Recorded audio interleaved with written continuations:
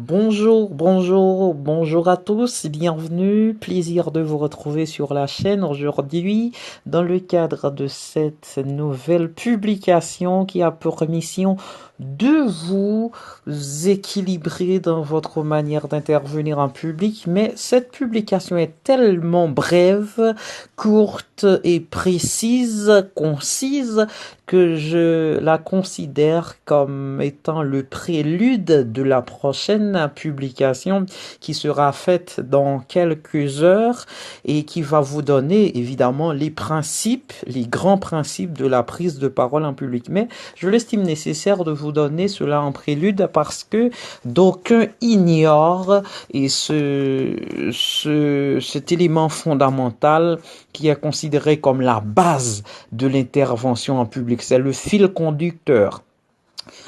Donc, en somme, savoir parler en public est une compétence que je considère comme extrêmement importante. Mais la première chose, toute intervention en public, toute réunion qui suppose une intervention en public est due à à une intention de communication. Et c'est sur la base ou bien en fonction de cette intention de communication que des organisateurs considérés comme propriétaires choisissent d'organiser un événement ou une circonstance en invitant des personnes qualifiées, des personnes qui s'y connaissent dans le domaine de l'intervention en public pour venir traiter, satisfaire ce qu'on appelle l'intention de communication. Donc, en somme, lorsque vous êtes appelé à intervenir, à prendre parole en public, la première question que vous devez vous poser, c'est quel est l'objectif de mon intervention? Demandez-vous pourquoi vous allez prendre parole en public. Ça, c'est la première question. Est-ce pour informer, motiver, divertir, convaincre, etc. Votre objectif ne sera pas le même selon que vous interveniez dans le cadre d'une conférence, un meeting politique, une réunion professionnelle, un one-man show, un discours de mariage, etc. Vous allez trouver des marques de distinction, vous allez trouver des lignes tout à fait différentes de démarcation entre les différentes interventions dans les différentes occasions. La personne qui prononce un discours de mariage n'aura pas les mêmes directives que l'autre qui présente une conférence quelconque. Ainsi, l'autre qui présente une réunion professionnelle n'aura pas certainement les mêmes visées, les mêmes directives que l'autre qui présente ou bien qui donne un meeting politique. C'est pour vous dire que l'objectif de votre intervention dépend inéluctablement de l'événement, de la circonstance qui vous oblige à prendre parole en public. Alors, si vous ne savez pas très clairement pourquoi vous allez intervenir, vous pouvez être certainement vous planter. Vous n'allez certainement pas détecter l'objectif de votre intervention en vue de satisfaire l'intention de communication qui est l'élément provocateur, l'élément déclencheur de l'organisation de l'activité en question. D'autre part, comment connaître ou bien comment comprendre la mission de l'orateur, sa mission en situation d'émetteur? Si la plupart des orateurs sont ennuyeux à l'idée de prendre parole en public, c'est parce qu'ils commettent une erreur fondamentale. C'est parce qu'ils ne connaissent pas en quoi consiste en réalité la mission de l'orateur. L'orateur a une mission. Dès qu'on est orateur, on est soumis à une mission. Il n'y a pas de prise de parole perdue, vague, superflue, Vous êtes toujours soumise à une mission. Donc, quelle est la mission? La mission, c'est de faire passer un message de la manière la plus plaisante, pardon, de la manière la plus plaisante possible. Faire passer un message de la manière la plus plaisante possible, c'est là la mission de l'orateur. Que ce soit pour transmettre une information, une idée, une compétence, une émotion quelconque, cela dépend de votre objectif. Mais dans tous les cas, il faut apporter quelque chose à votre auditoire. Donc, eux pensent que dès qu'ils ont le message, l'information clairement définie, c'est déjà tout, ça fait déjà tout, c'est suffisant. Donc, je vais directement entrer dans le message et le public va être satisfait. Non, non, non, pas du tout. Il faut toujours songer à divertir votre auditoire, votre audience.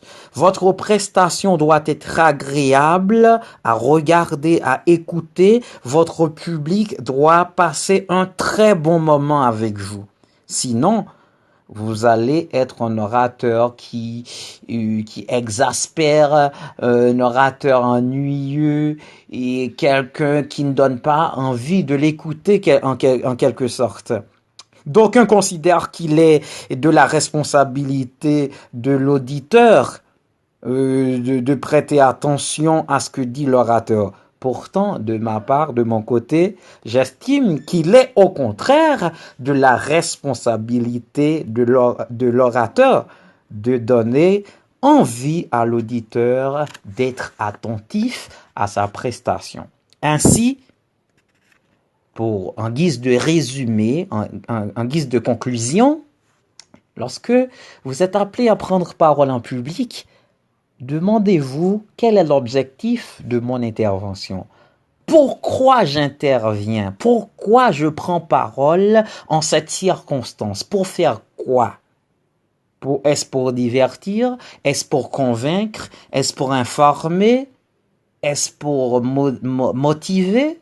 Donc, à vous de savoir, en fonction du mandat qui vous est décerné, vous allez détecter l'objectif de votre intervention. Ainsi, en connaissant votre objectif, vous allez suivre une certaine directive précise qui va dans le sens du mandat, de l'objectif que vous avez.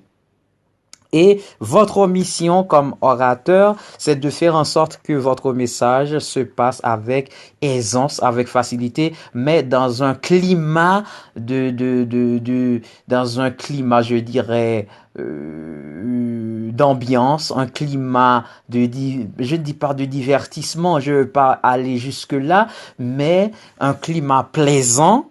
C'est-à-dire, vous créez une atmosphère, je dirais, agréable, réceptive à votre auditoire. Question pour ceux qui vous écoutent de ne pas se sentir ennuyeux et fatigué, lassé de votre verbe, de votre élaboration. Donc ça, c'est la deuxième chose, c'est de créer un climat réceptif et au sein de l'entourage de communication. Et troisièmement, captez l'attention de votre auditoire, mais pas l'auditoire qui s'efforce pour vous écouter, pour vous faire pour vous faire grâce à vous écouter, ou bien qui se torture à vous écouter, mais c'est vous qui faites en sorte que l'auditoire, les auditeurs se sentent bien, agréables, confortables à vous écouter.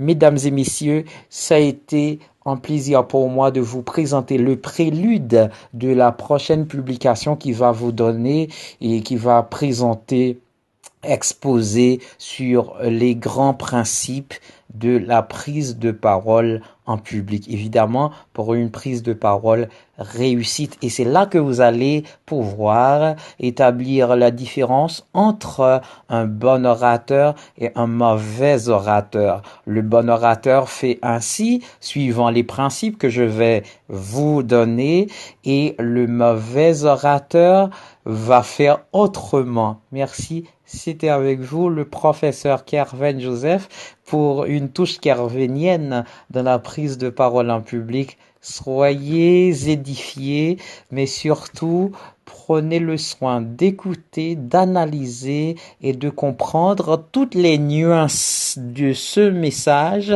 de cette information et qui est en mesure, qui est capable de vous conduire vers un idéal précis dans la prise de parole en public. Merci, ça a été un plaisir. Au revoir, à très bientôt.